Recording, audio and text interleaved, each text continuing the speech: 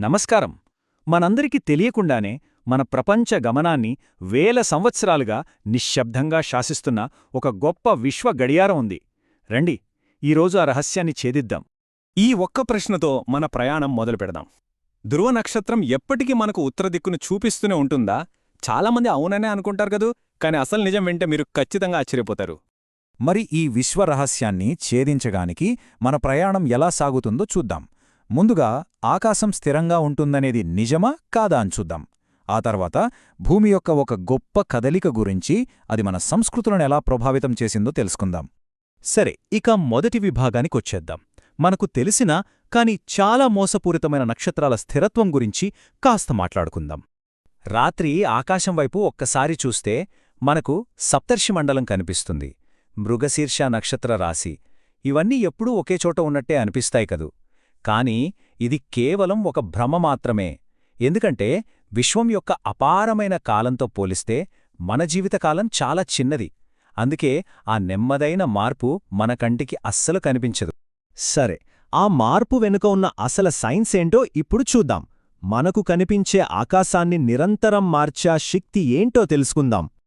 ఈ దృగ్విషయాన్ని విశ్వత్తుల చలనం అంటారు.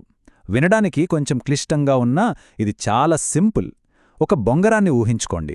అది వేగంగా తిరుగుతున్నప్పుడు దాని అక్షం నెమ్మదిగా ఒక వృత్తాకారంలో కదులుతుంది కదా. మన భూమి కూడా సరిగ్గా అలాగే చాలా అంటే చాలా నెమ్మదిగా కదులుతుంది. ఈ చిన్న కదిలికే వేల సంవత్సరాలలో ఆకాశం యొక్క చిత్రాన్ని పూర్తిగా మార్చేస్తుంది. మరి పూర్తి కదలికకు ఎంత టైం పడుతుందో తెలుసా? అక్షరాల 25,772 సంవత్సరాలు. మన మానవ నాగరికత చరిత్ర కన్నా కూడా ఎక్కువ. ఈ అపారమైన సంఖ్య వింటుంటేనే అర్థమవుతుంది ఈ మార్పు మన కంటికి ఎందుకు కనిపించదో. సో మనం మొదట అడిగిన ప్రశ్నకు సమాధానం ఇప్పుడు క్లియర్ కదా? ఖచ్చితంగా కాదు. ధ్రువ నక్షత్రం మన శాశ్వత మార్గదర్శి కాదు. ఈ గొప్ప కదలిక వల్ల కొన్ని వేల సంవత్సరాల క్రితం ఈజిప్షియన్లు చూసిన ఉత్తర నక్షత్రం పేరు థుబాన్. మరి భవిష్యత్తులో సుమారు 12,000 సంవత్సరాల తరువాత ప్రకాశవంతమైన వేగా నక్షత్రం మన ఉత్తర నక్షత్రం అవుతుంది. ఇప్పుడు ఓ ఇంట్రెస్టింగ్ హిస్టరీలోకి వెళ్దాం. అసలు ఈ చలనాన్ని ఎవరు కనుగొన్నారు? ఇది ఒక పురాతన ఖగోళ పరిశోధన యొక్క అద్భుతమైన కథ. సుమారు 2000 సంవత్సరాల క్రితం జరిగిన కథ ఇది. హిప్పార్కస్ అనే గ్రీకు ఖగోళ శాస్త్రవేత్త ఉండేవాడు.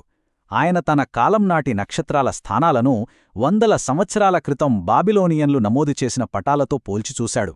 అప్పుడు ఒక చిన్న కాని చాలా ముఖ్యమైన తేడాను గమనించాడు. నక్షత్రాలన్నీ నెమ్మదిగా కదులుతున్నాయి. కేవలం పరిశీలనతో ఇంత పెద్ద విశ్వచక్రాన్ని గుర్తించడం నిజంగా అసాధారణం కదా. ఓకే, ఈ సైన్స్ అంతా బావుంది. కానీ ఈ కదలిక మన కథలు, పురాణాలపై ఎలాంటి ప్రభావం చూపించిందో తెలుసుకుంటే ఇంకా ఆశ్చర్యపోతాం. సింపుల్గా చెప్పాలంటే ఈ మార్పు వల్ల వసంతకాలం మొదలయ్యే రోజున సూర్యుడు ఏ రాశిలో ఉంటాడనేది నెమ్మదిగా వెనక్కి జరుగుతూ ఉంటుంది. జ్యోతిశ్శాస్త్రంలో మనం యుగాలు లేదా ఏజెస్ అని వింటాం కదా.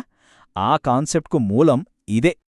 ఉదాహరణకు, సుమారుగా ప్రతి 2150 సంవత్సరాలకు ఈ పాయింట్ ఒక కొత్త రాశిలోకి వెళ్తుంది. పురాతన కాలంలో ఇది మేషయుగం. గత 2000 సంవత్సరాలుగా మనం మీనయుగంలో ఉన్నాం. ఇప్పుడు మనం కుంభయుగం అంచున ఉన్నామని చాలామంది నమ్ముతారు. ఇక్కడ చాలా ఆసక్తికరమైన విషయం ఏంటంటే, ప్రపంచవ్యాప్తంగా వేర్వేరు కల్చర్స్ ఈ విషయాన్ని స్వతంత్రంగా గమనించాయి. పాశ్చాత్య జ్యోతిష శాస్త్రంలోని ఏజెస్ కావచ్చు, హిందూ ధర్మంలోని యుగచక్రం కావచ్చు, లేదా గ్రీక్ తత్వవేత్త ప్లేటో చెప్పిన గొప్ప సంవత్సరం కావచ్చు, ఇవన్నీ వేర్వేరు పేర్లతో పిలుస్తున్న ఒకే ఖగోళ వాస్తవాన్ని ప్రతిబింబిస్తున్నాయి. సరే, ఇప్పటివరకు మనం తెలుసుకున్నదంతా కలిపి చూస్తే మనకు సమయంపై ఒక కొత్త ఆలోచనే వస్తుంది. అందుకే చివరిగా మనం గుర్తుంచుకోవాల్సిందేంటంటే, మనం చూసే ఆకాశం కేవలం ఒక స్థిరమైన మ్యాప్ కాదు.